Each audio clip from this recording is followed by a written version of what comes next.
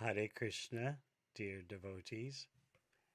I'm very honored and happy to offer my sincere appreciation and congratulations to His Holiness Mukunda Maharaj on his 80th birthday. So many decades of service to Srila Prabhupada's mission. I first met Maharaj when he came to Los Angeles in the mid-70s. And he basically single-handedly started ISKCON on the path of proper communications with the outside world.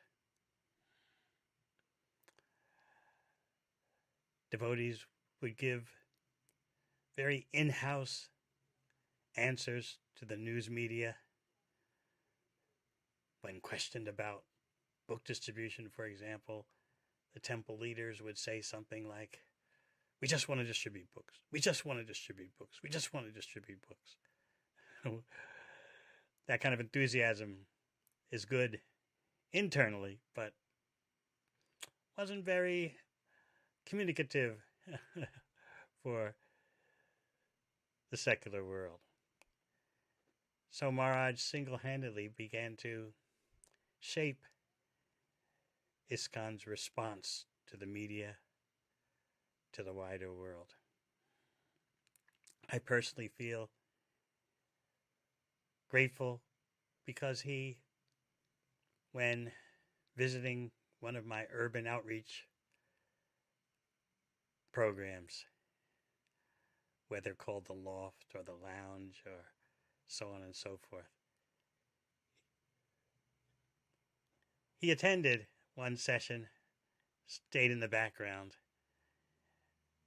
and then afterwards he told me, "You know, you're not doing anything new.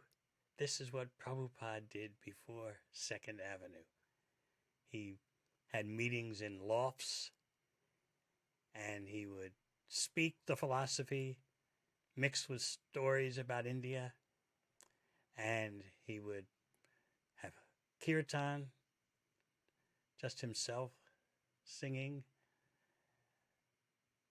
and he would distribute finger food to the audience, mingling with them after his talk and his kirtan. And he would just make small talk with them. How are you doing? How's everything going?" So I was very grateful to hear that I was in some way trying to humbly follow in the footsteps of His Divine Grace. I thank His Holiness Mukunda Maharaj for that inspiration. He always has such tact and so gentle, yet with enormous impact and weight behind his gentleness.